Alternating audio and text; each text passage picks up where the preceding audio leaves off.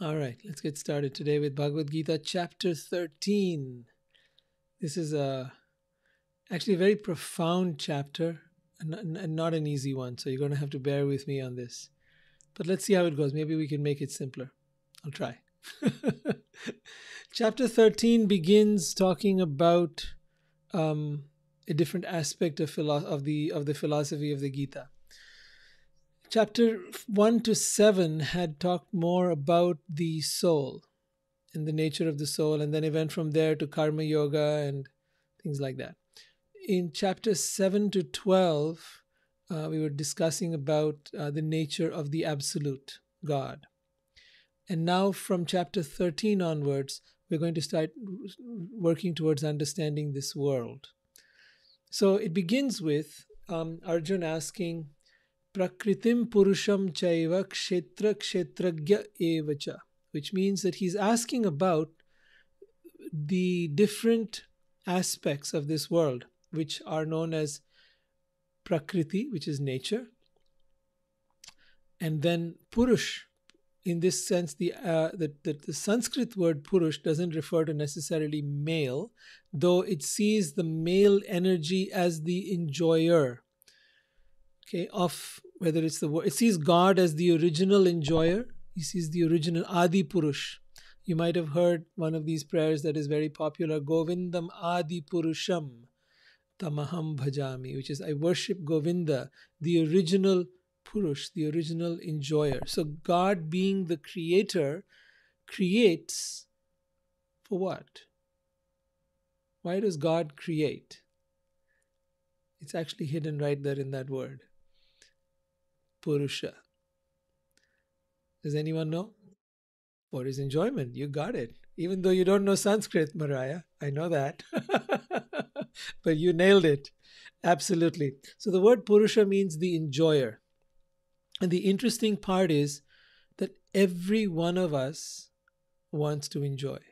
As a fragment of God, as a part of God, we all seek to enjoy. And that's why many spiritual teachers say that we are here trying to imitate God.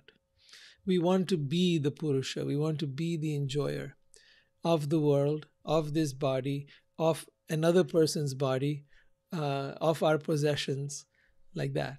So, Purusha and Prakriti. Prakriti is seen as the feminine energy and Purusha as the masculine energy, though it is not gender based. It is simply the principle of enjoyer and enjoyed in that sense. Purusha and Prakriti. A male can be very much in the feminine energy.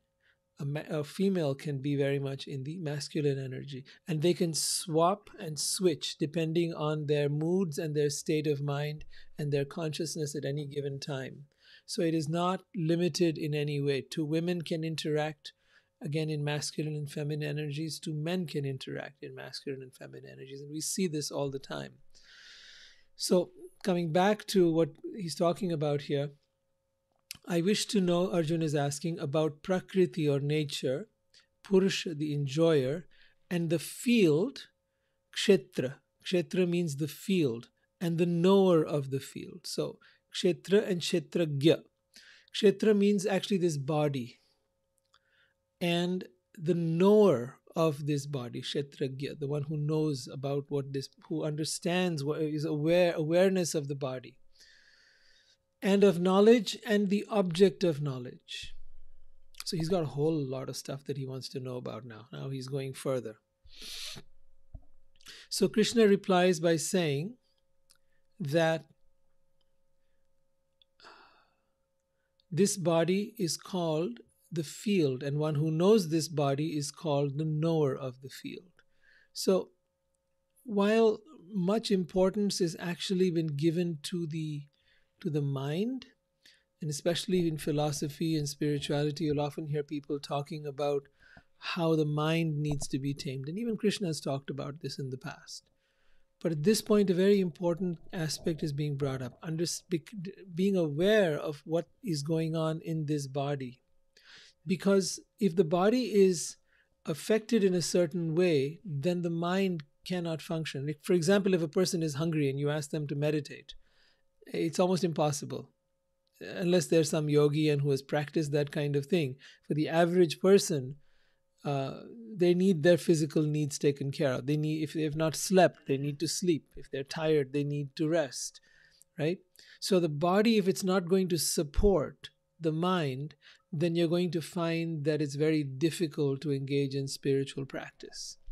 So the body needs to be well taken care of. And a lot of times, when we come into spiritual practice, I know I went into this complete fallacy, I would say, because it was taught in some of these teachings here that you're not the body. And while that is true, it can lead to a very skewed understanding of the balance of the body and the mind and the soul.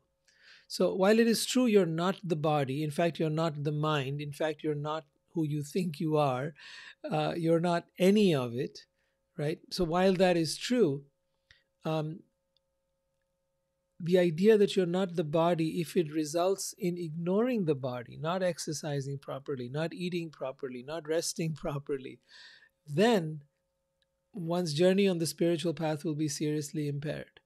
So the body needs to be understood and honored and given its needs and requirement, without which, and without a sense of guilt or shame. Very often we see in some religious practices that if the body's needs are taken care of, particularly when it comes to the area of sexuality, a lot of shame is ascribed to that, or it is only restricted in some areas to let's say having children, and that's it. But you never see that in fact, if you read in the Gita, when Krishna is talking about himself, he says, Kam asmi aham. I am Kam. Kam is desire. Kam is actually lust or desire. And there is no negation of the body.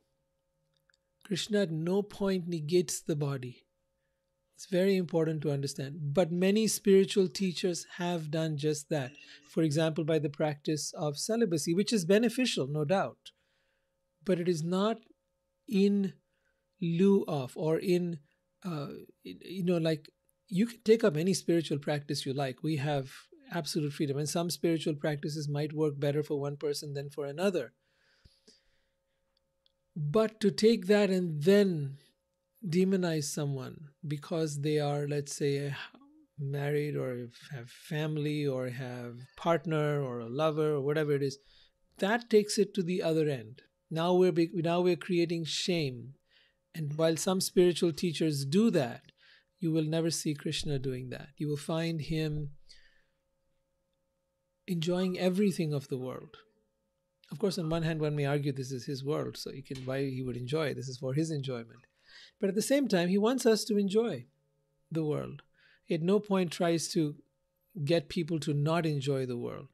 But he says, become aware. Become aware of the body and how the body functions and how to best manage it, optimally manage it.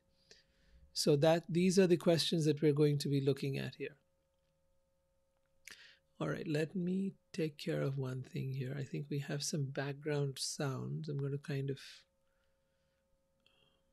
Where is it? Okay, here we are. I'm just going to make sure I've got everybody muted.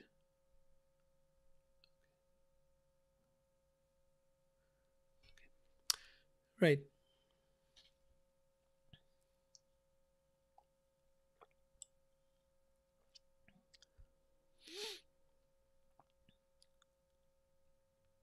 So he said here that the body is the field of activity, right? And one who knows this body is the knower of the field. You should understand, he continues, that I am also the knower in all bodies. And to understand this body and its knower is called knowledge. That is my opinion. So if I ask you, who are you? One of the most common things most people think of is they'll think of themselves in terms of their body. I'm male or female. I am young or old, right? Who are you? And if I peel off that layer of identity, I am this body. I peel off the layer of identity that identifies me as gender or being from a certain country or being from a certain race. Peel it off. Peel off all those layers. Now what remains? Now who are you? What remains? Now I am my thoughts. Let's peel that off. Now I'm my emotions. Let's peel that off. Right? Let's keep digging into that onion, peeling it off, and then see what remains. Now what remains? I peel off my thoughts. I peel off my emotions. I peel off. At the bottom, you will find consciousness. How do you know what is consciousness? How do you know when you've arrived at the level of consciousness?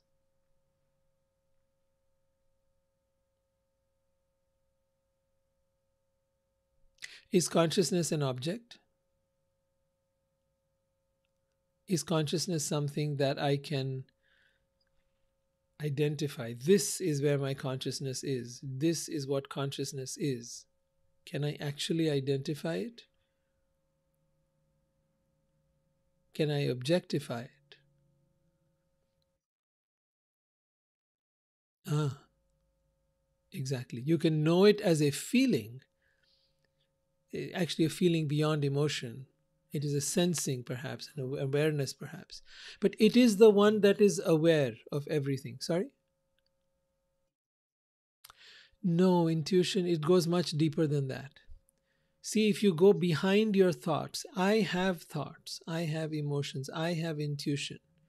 Awareness is aware, so consciousness is the one that is aware of all of this, of all that is going on inside me, that which is aware of it. That is consciousness. It is the subject, everything else is the object. It is the knower, everything else is the known. Are you getting the difference? Right? So that's why I say peel off the layers, because if you really want to get to the knower of the field, the knower of this vessel that you live in, then you have to peel off all the layers and get all the way back to the one that is observing. Now, the most you can do in terms of what it is you can do what Somesh was talking about, which is that you can identify it has certain characteristics which you can be aware of. But beyond that, anything else you say about it is not it. Right? For example, it has no shape or form. So someone described it like this. This is in Advaita philosophy. They talk about how if you took a pot, a clay pot, and you made many holes in it, and if you put a lamp inside it, then all the holes in it would be us. We would be the points at which the light emerges from those many holes, but the light would be one. Now, in bhakti, we say the opposite. We say that each of those light spots is actually unique. That though the light in the center is one, that consciousness is one, each of those light spots which are emerging, which are from which that light emerges, are unique in their own way. They are the same as that light, and yet they are different from that light. So think of it like this. If you just took random objects and pierced holes in that pot, and there was a lamp in the middle, then each of those holes would be very different. Each one of us is very different. This is the reality. No two of us are the same. So 7.5 billion people on this planet, and I don't know how many billion lived before us, all different, uniquely different, down to the DNA different, right? And so we cannot say that we are all the same. This expression, this thing that is now perceiving the world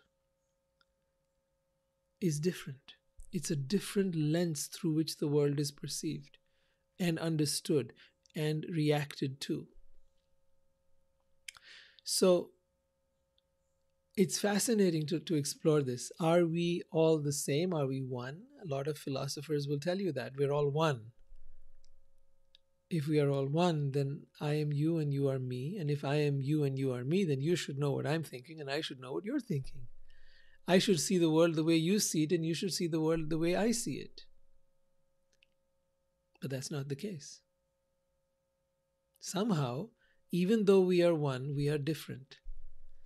And that's what Chaitanya taught, which is that the idea that of achintya bhed abhed tattva. Achintya means inconceivable, bhed means different, abhed means one, non-different, right?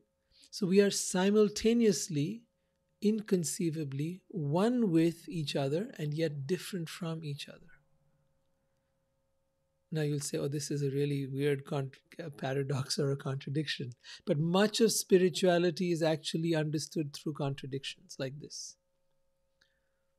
It is these contradictions that take us beyond the mind.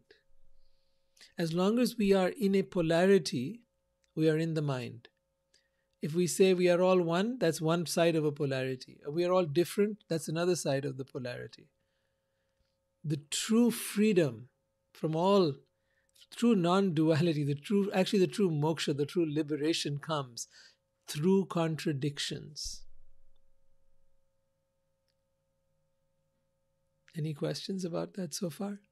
Because that's a pretty loaded statement I'm making. So I don't know if you get it, but the contradictions of good and evil, the contradictions of right and wrong, the contradictions of saint and sinner.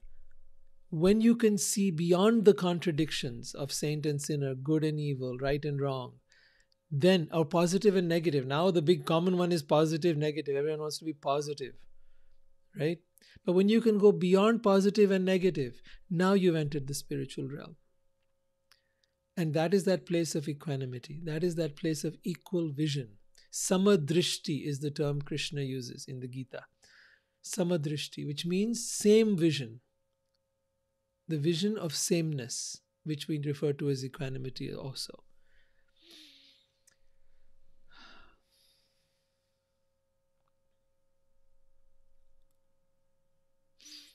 So Krishna continues in the Gita. He says, now please hear my brief description of this field of activity and how it is constituted, what its changes are, whence it is produced, and who that knower of the field of activities is and his influences are. The knower of the field of activities and the knower of activities described by various sages in various writings. It is especially presented in Vedanta Sutra and all reasoning as to cause, with all reasoning as to cause and effect. So now he goes into a long list of the nature of this world. The 5 elements. 5 elements are earth, water, fire, air, and ether. By the way, these are very significant. These are not small things to understand. They are very, very significant. Why are they significant? Not just because they constitute nature, but because each of these is filled with the energy of God. Earth. Earth means everything that you see, the natural creation. Water. Fire, that is sunshine and fire, both. Air, which is everywhere. And ether, which is space. In all of these, you can feel the presence of God. Then he goes on further. The 5 great elements, then false ego, ahankar, intelligence, buddhi, the unmanifest, the 10 senses and the mind. I know that Prabhupada had these 10 senses listed here, so I'll just kind of go through that.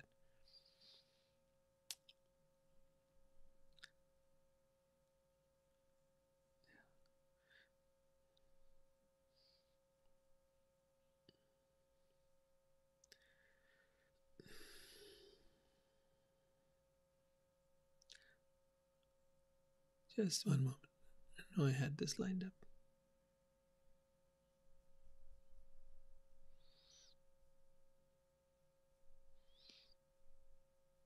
Yeah.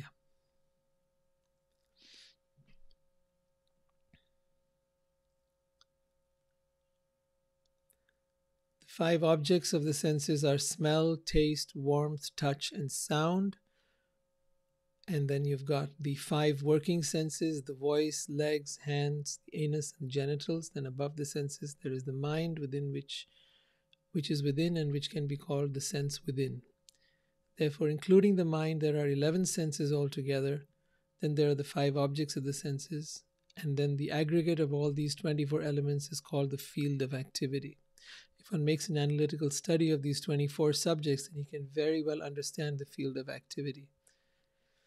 Then there is desire, hatred, pleasure, and pain, which are interactions, representations of the 5 great elements in the gross body.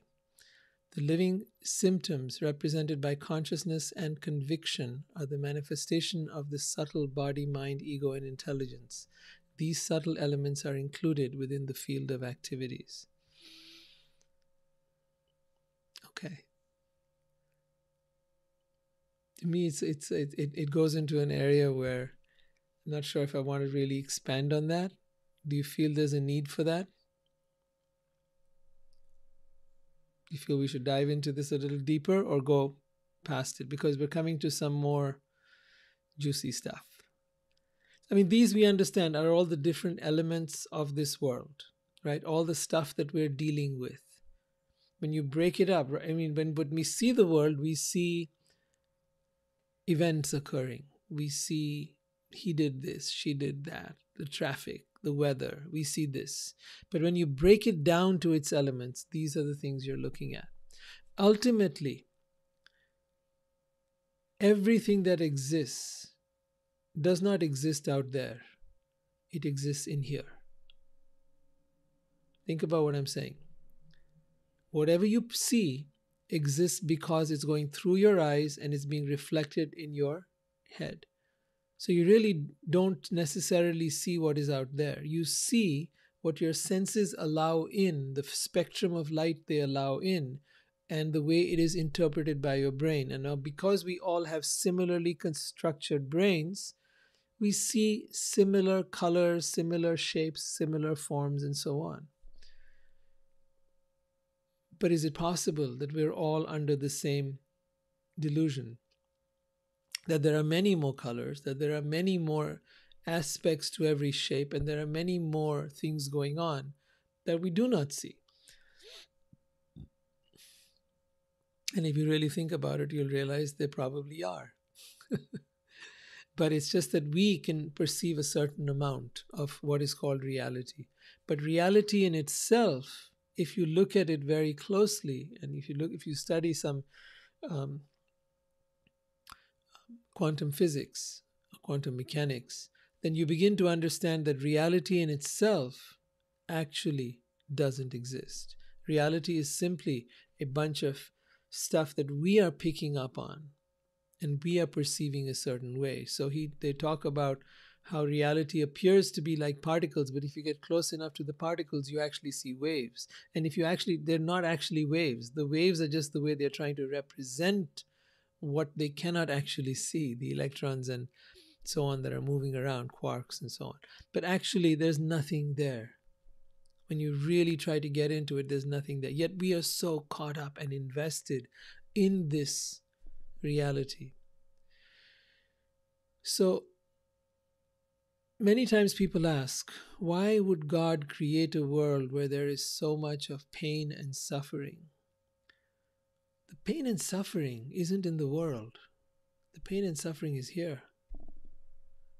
Granted that there is physical pain we go through. Granted that there is someone hits you and there is pain. You have an accident, there is pain. Your tooth hurts, there is pain. But suffering, that's not out there. Suffering is here. Suffering is what you make out of the events of your life. How you interpret them, what somebody did and what you make out of that, what somebody didn't do and what you make out of that. Your idea of how the world should be and should not be, that's where suffering lies. If you can catch that, then you can stop suffering. If you can catch your mind from interpreting the world a certain way. So for example, if the mind says, he or she did this, and how could they do that or say that to me? And you say to the mind, why not? They can do whatever they want to do. Who says they should or should not do? I'm not in charge of them.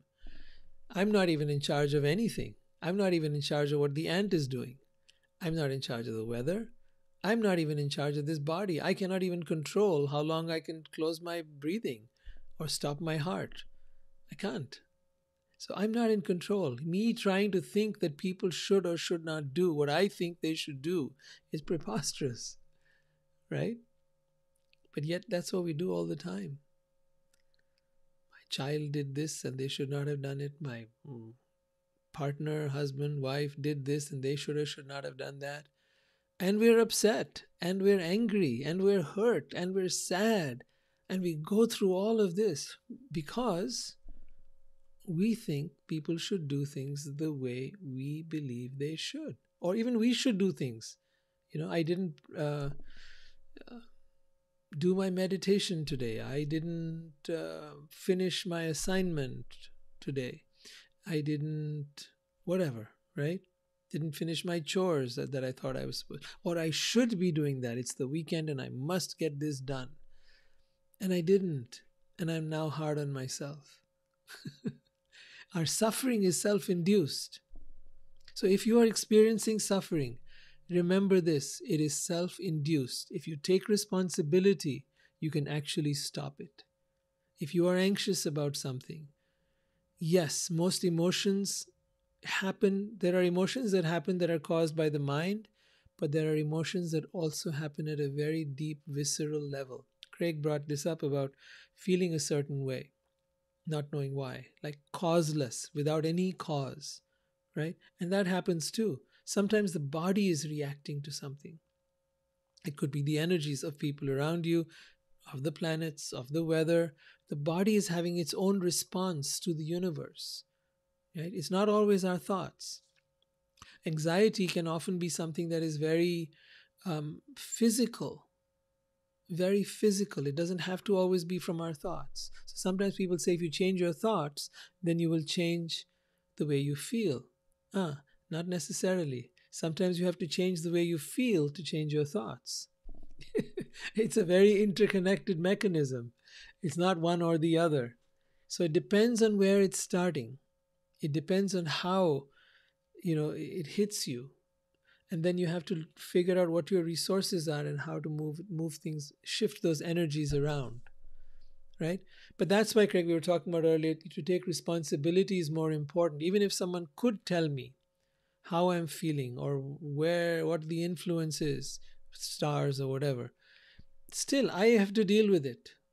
I have to know how to shift my energy, how to shift my state of mind, my anxiety, my fear, my insecurity, my anger, my hurt, whatever it might be. I have to know how to move that. Sometimes it is about creating movement in the body. Sometimes it's about shifting my breathing. Sometimes, for example, I've often had to look into anxiety because it's so common these days. Sometimes as simple as just chewing on something, chewing gum, for example, helps people with anxiety. So you're using the body or changing the breath, right? But sometimes people have a hard time changing their breath. So we say just chew some gum, chew something, because it shifts the sympathetic nervous system, as it's called. Okay, and by shifting the sympathetic nervous system, the parasympathetic system, which helps you relax and calm down, kicks in, and the mind realizes that there is no catastrophe taking place. I can relax. I can take it easy, like that. So this is the field of activities: the body, the thoughts, the emotions, nature around us, and we can learn to use all of these energies to create a balanced state of mind, a balanced existence in this world. So once we come to that balanced state of existence, how do we recognize that we are there? That's the part Krishna talks about next. He mentions now the qualities, and you're going to find this list very extensive. It's like a huge long list. You'll say, how can I even begin to cultivate all. If you try to cultivate each of these individually, it will seem impossible. But let me read it anyway, and we'll discuss what to do. So he goes into humility, and humility is it's interesting. He leads with that because humility he mentions as the most important quality that one must cultivate. Why? Because only from humility can one actually have true realized knowledge. See, there is knowledge. I can tell you any number of things. You can hear any number of things today. But when you connect what you're hearing today with, oh, so that's why I've been doing that, and with sincere humility, you take responsibility for where you've been messing up, and you then bring about a change in your life, you will learn something. But if you think right now as you sit here, oh, I'm perfect, I do nothing wrong, I'm great, everything's fabulous, you will learn nothing, you will change nothing, and the knowledge that you've gained will just be superficial intellectual knowledge. It will not have really assimilated into your being. Assimilation happens with humility. Why? Because humility opens the door to learning, to receiving, to changing, and ultimately bringing about new action. So humility is critical here. But then let's read the rest of the list. Humility, pridelessness, very related to that. Non-violence. Non-violence, I understand, is not only non-violence in terms of not killing somebody or hurting somebody, but even in terms of being judgmental or critical, not only of others, but also of oneself. Okay?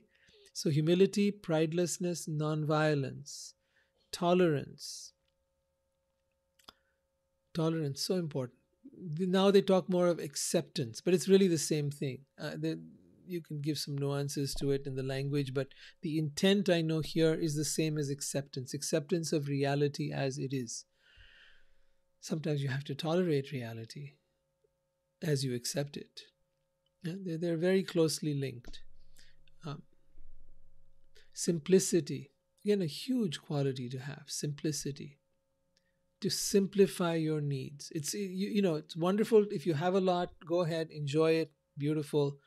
But one must, but even if you have palaces to live in, if you have mansions to live in, have the quality of simplicity, that you can enjoy even the simple things of life.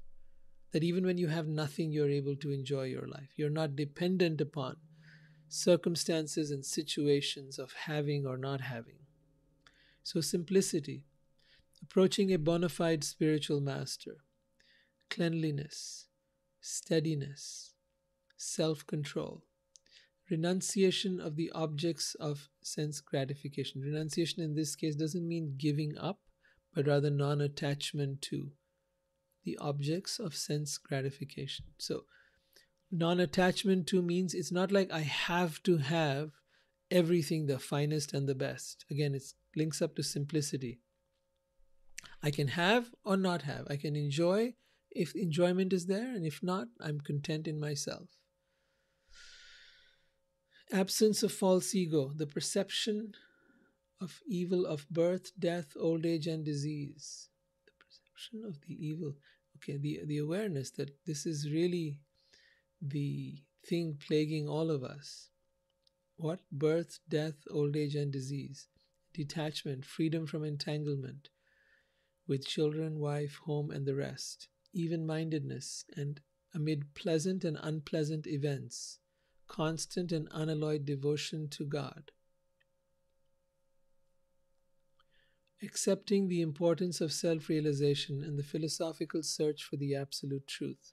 All these I declare to be knowledge, and besides this, whatever there may be is ignorance. Interesting. In other words, this huge wealth of knowledge that we have gathered through Google, through compiling all the information of the world together, is actually ignorance. It's a lot of, like, you hear people today listening to lots of podcasts and listening to lots of audio books, and it used to be they would read a lot of books, but now they listen to audiobooks and podcasts. But all of that knowledge gathering doesn't necessarily change you from the inside. These qualities Krishna has talked about here are all about inner change, not outer knowledge, not outer. Uh, this is what he says is actual knowledge, and the rest is ignorance. What is knowledge? The things that lead to inner change. That is knowledge. Let me go over the list again: humility, pridelessness, nonviolence, tolerance, simplicity, approaching a bona fide spiritual master, cleanliness, right? Cleanliness of your body, cleanliness of your environment, cleanliness of your mind, steadiness. Steadiness is not is having a steady mind, being focused on what you're doing. Self-control, control over your desires, not just going out and buying everything possible, especially when it comes to Christmas time. I know everybody's out there. Got to get the latest of everything and the best of everything. Get the deals. Self-control. So, renunciation of the objects of sense gratification. Absence of false ego, the perception of the evil of birth, death, old age, and disease. This is an interesting point. Being aware constantly that I am subject to these events: birth, death, old age, and disease. This is going to come to all of us. You know how shocking it is for most people, the fact that they're getting older? It's shocking. And yet it happens to everyone. How shocking it is that my hair are going gray, or that I'm losing my hair, or that, and for most people, it's any version. There's wrinkles are coming, crow's eyes are forming, the skin is sagging. What's going on? Why is this world like this? Couldn't we just be young and beautiful for the rest of our lives, and then, okay, you gotta go. But no, it was designed for us to get very attached in youth, and then start losing it all, and then to go through that turmoil of aging, of getting sick, and then of dying and losing the ones that we love. And this is happening life after life after life. Think about it. Why? Is it just to torture us? Is it just to make us, I really want to put this to all of you. Why do you think we are subjected to this life after life? What the heck is this, the point of this? We are born. To be born, you have to be in the womb of a mother for 9 months. So that's 9 months. You can't see, you can hear stuff, but you're there 9 months. It's you, right? It's me. We've been there. And we've done this life after life. So there was birth. Then we've been through the death experience again and again and again and again. Thousands of times we've done it. Thousands of times we've got old. Thousands of times we've got diseased. And we're still here. What do you think's going on? Why was the world designed like this? And why are we still repeating this? Question for all of you.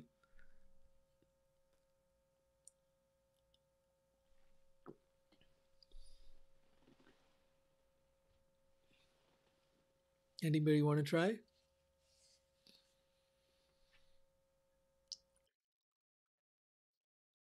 Exploring what? What are we exploring?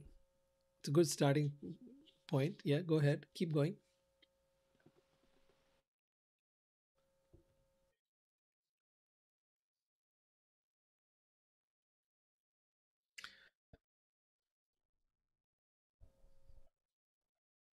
Okay. Okay. So the first thing I think the most important thing you said in all of this is that we're all making it up. Let's start there.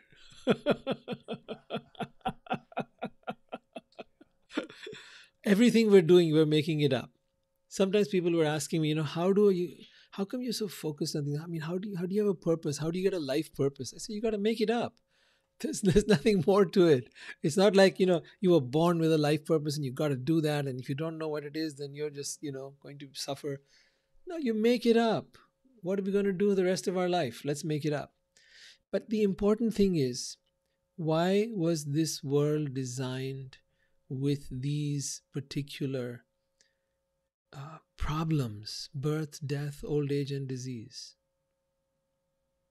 These are some very fundamental. There's also hunger, thirst, needing a shelter, needing a right temperature to live in, needing a partner, needing companionship, so much, right? Around which then we've constructed all of this. We've constructed homes, we've constructed cities, we've constructed so much. If we didn't have these problems, maybe we wouldn't have constructed all this. But we've been trying to solve this problem, and we haven't. We've got science that would like to have us defy death, would like to overcome disease, would like to overcome old age, but we haven't been able to do it. So, anyone else want to take a shot?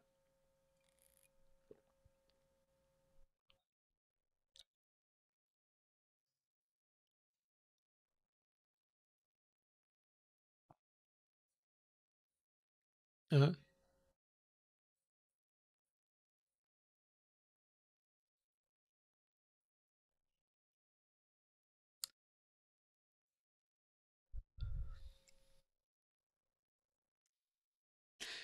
Just for your information, Buddha was there 2,500 years ago. The Bhagavad Gita was talking about these things 5,000 years ago. And this knowledge was only recorded then. It was there for thousands of years before that. So Buddha is basically in a line of, of knowledge that is being passed down around. But the Western world knows it through Buddha. So we'll give him that. Anyways, the point is, why, if there is a God that designed this world, why was this world designed with these problems inherent? As it is, there's enough problems we create outside of this, right? We create problems with other people, we have conflict, we have, so many other things we do, right? But these ones are built in. Yeah, Mariah, you were going to say something. Yeah. Mm-hmm.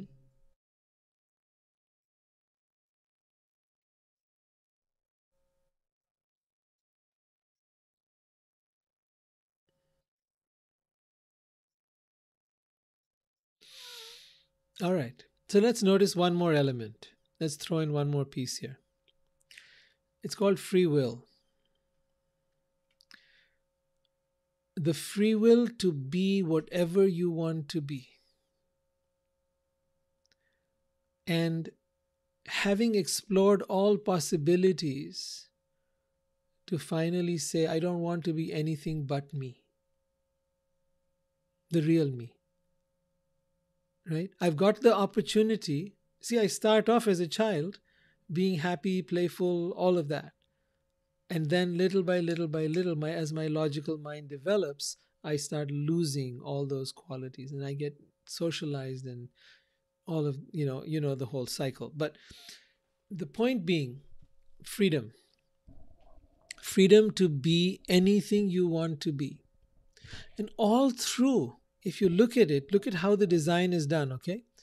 The design is done in such a way that you don't get too attached to the body.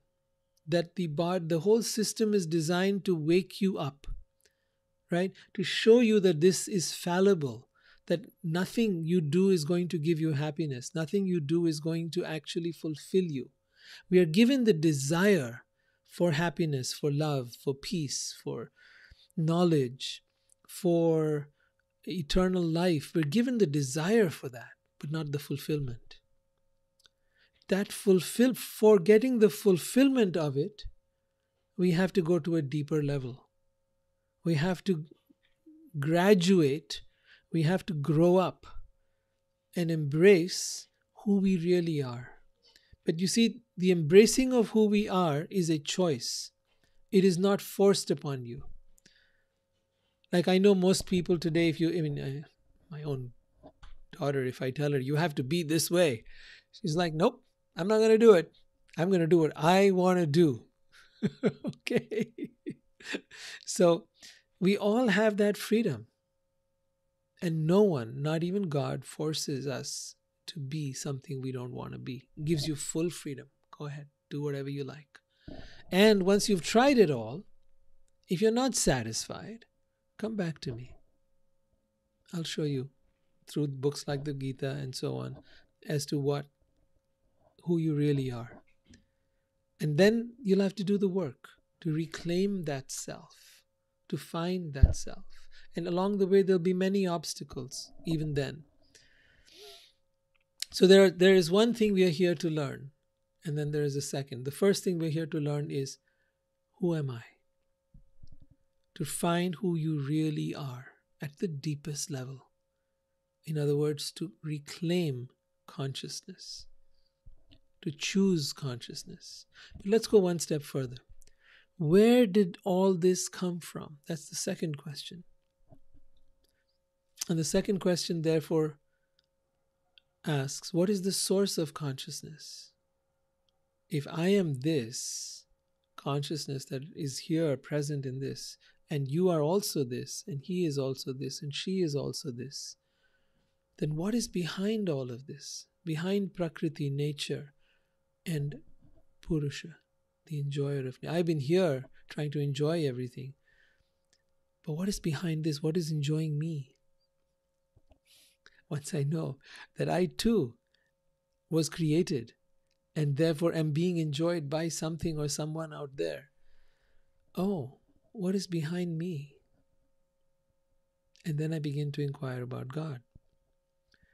And that inquiry can take me through many different hoops called religions. And then you go beyond religion. Then you begin to understand God beyond religion. To understand God beyond religion, you have to go beyond even the things you are reading here. See, this is just the first step. This is, let's say, call it the theory. Then you will do the experiment. You'll do the work on yourself. You'll practice these things. And then through that, you will have a realization. That is called self-realization and God-realization. That is why knowledge is just the beginning. Knowledge is not the end. Knowledge is the roadmap. Then you got to get on the road and drive. So the qualities of being there are what Krishna is mentioning here. And he's mentioned them many a time, right? He's talked about things like equanimity. He's talked about even-mindedness. He's talked about devotion to God. He's talked about detachment and accepting the importance of self-realization, all of this. But you know what? As I said to you in the beginning of this particular section of verses, chapter 13, text numbers 8 to 12, that all of this, if you try to do it individually, you will struggle and wonder why you're not making much progress. But there is a key and there is a secret as to how all those qualities can be developed naturally, easily, and effortlessly. Does anyone know? How do you do that?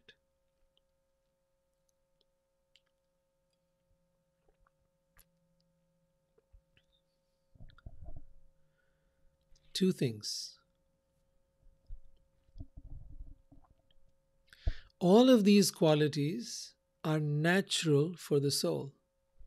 So if you can cleanse the mind of all the junk that it's holding on to, Chaitanya calls this Cheto Darpana Marjanam. Darpan means the mirror of the mind, the mirror of consciousness. Cheta is consciousness, and he compares consciousness to a mirror that is covered with dirt. So Cheto Darpana Marjanam, cleaning the mirror of consciousness. Shreyaikai Ravachandrika Vitaranam he goes on to explain that the mirror of the mind is cleansed by, according to him, chanting the names of God. Shri Krishna Sankirtanam. So if you read the chapter 12 of the Bhagavad Gita, which we just finished, Krishna says you can get there by doing the work yourself. Absolutely. The yogis have been doing it for thousands of years. And you will get to God. Or you can come to the path of bhakti or devotion. And he says, one who comes there and surrenders unto me, I pick you up from the ocean of birth and death and bring you to me. In other words, I cleanse the mirror of your heart, of your mind. What does it mean? I pick you up from the ocean of birth. It sounds very metaphysical. We aren't literally in an ocean. We are metaphorically in an ocean of birth and death. But what does it mean? I'll pick you up from the ocean. It means this: I will cleanse your mind and your heart of all the anarthas. Anarthas are the unwanted things that have become accumulated there. Right? I will help. This is referred to in the Vedas as anartha nivriti, freedom from the obstacles or the blocks or the impediments that you have gathered along the way. Those might be in your ego, those might be in your subconscious mind, those might be your karmic stuff. He says, I will help you cleanse all of this. Cheto darpanamarjanam, the cleansing of the mirror of consciousness. How does that happen? How do you receive that grace, wherein all these qualities start to naturally manifest? That is through surrender. Surrender begins with humility. These qualities, he's talking of them here: pridelessness, humility, non-violence means non-judgment. Non-violence is physical non-violence, it's also mental non-violence. Acceptance, simplicity, right? It starts with these very simple things.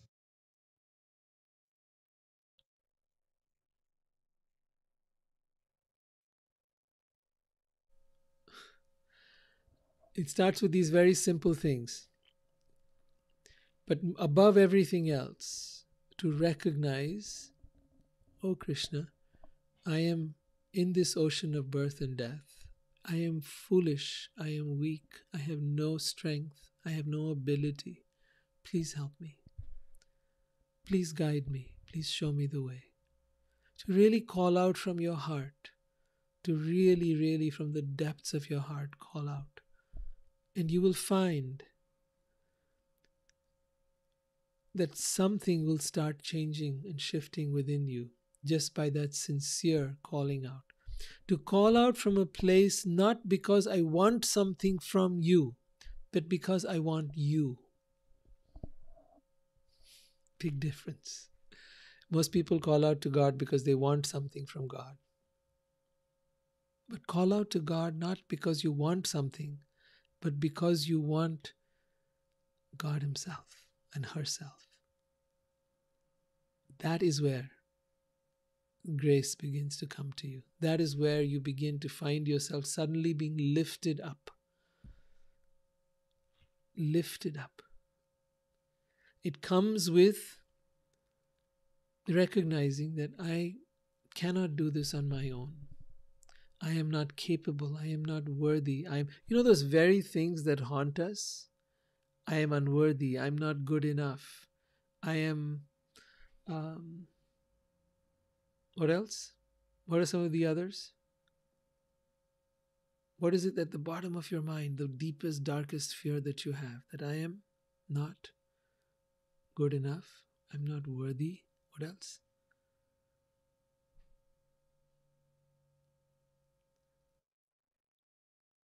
Others are better than me. That means I'm not good enough. Yeah. Right? I'm unlovable. Right? I am messed up. I am flawed. These are the worst things for the ego.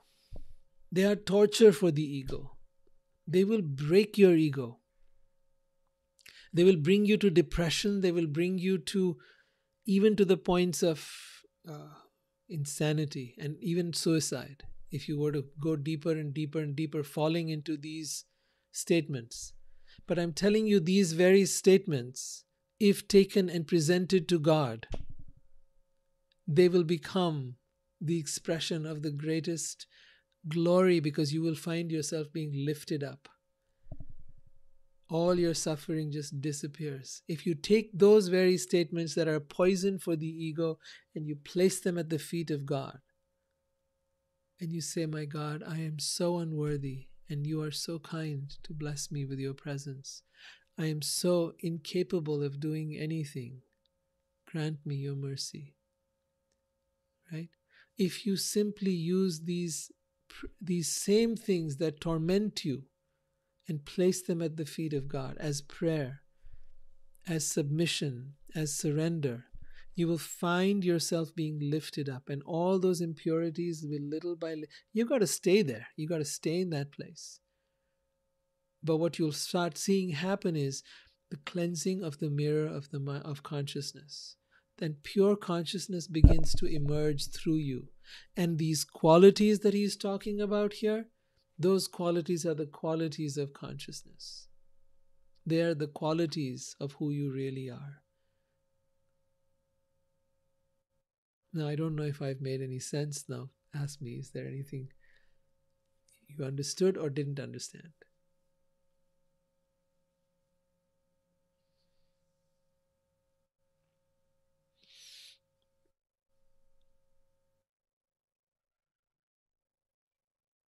Mm-hmm.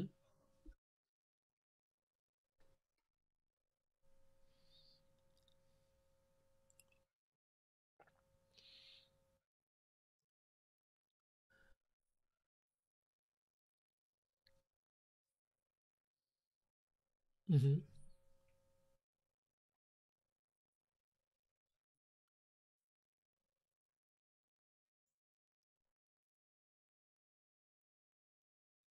Good?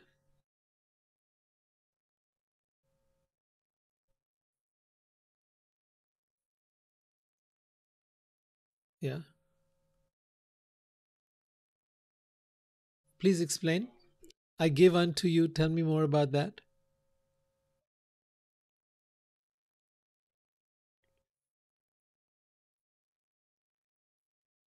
Yeah,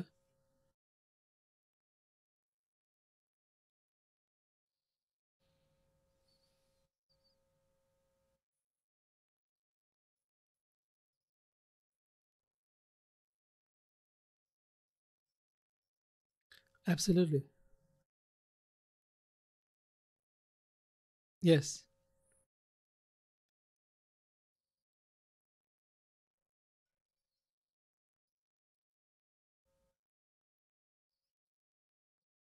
Hmm.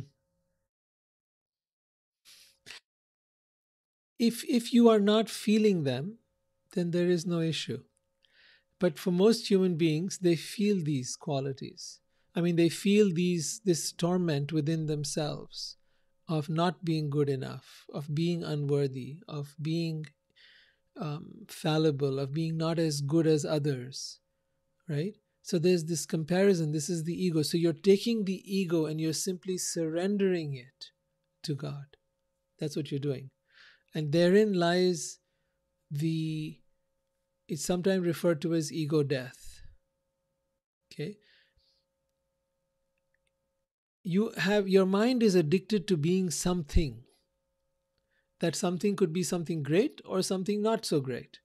It could be something wonderful and something not, and probably pieces of both. But when you take all of that and you surrender it to God, what does that look like to you? Share with me your, how would you do that?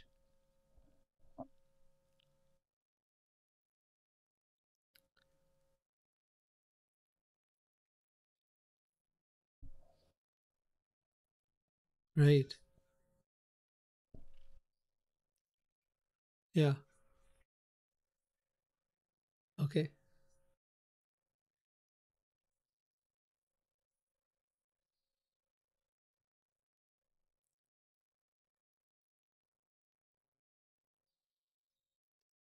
Yeah. To me, it's the feeling. It's not about like I am. The normal common use of I am is to say that I am something. But here the declaration is I am nothing. The declaration is a complete sense of annihilation. The Sufis call it fanha, and we call it annihilation of the ego. But it is this annihilation and this acceptance that I am truly unworthy, I am truly incapable, I am truly nothing. I am and I am not, right? So there are those who would say the moment you say I am, you are claiming that consciousness is something, whereas in fact it is not a thing, it is simply the observer of all that is. And therein is that initial duality or dichotomy that I talked about. It is and it is not. It is unique. You are uniquely you, and yet you are the same as everyone. You are no different than anyone, and yet you are somehow strangely, uniquely you. So we're taking that unique part, which is which is really suffering in this world. No matter how much you try to enjoy, it's still suffering because even the struggle to be in the world is suffering. It's not a flow like, "Oh, I'm just sitting here enjoying my life. I'm just on a hammock and just, passing my days in merriment." No, there's a struggle. I have to eat. I have to, do this. I have to do that. I have to work. I have to survive. It's all struggle. So I'm taking all of that and presenting it at the feet of God. I am nothing. You are everything. The beauty is that when you become nothing, when you empty out something, you take a cup and you empty it. Into that empty cup rushes in the air, right? Or any other possibility that you want to put into that cup now can come into it. So when you empty yourself out, you invite God in. Long ago, I quoted the verse of Kabir where he says, "As long as I was there, God did not exist. Now I do not exist, and only God exists. जब मैं था तब हरि नाही, अब हरि है तो मैं नाही." Now God is here and I do not exist. So we need to endeavor in all our daily tasks to come to this place of the annihilation of the ego, which is the recognition of these most beautiful gems that have been sitting in us and for which the ego is tormented. That I am worthless, I am not good enough, and these are the gems. These are gems, embrace them. Don't let them torment you. They will torment your ego if you don't claim them. But once you claim them with power, yes, this is truth. This is the highest truth. And you offer it to God from that place of the heart. You will be free of the most traumatizing thing that your mind could ever do to you. Mariah, am I making any sense?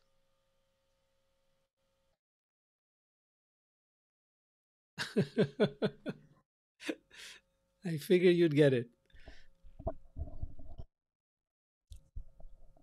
So, Mesh, any comments? I'm going to wind up in a few minutes, in a couple minutes, in fact. You're good? All right, lovely. Okay, guys, it's a little over time, but I will see you next week. Look forward to it. All right, take care. Good night. Welcome.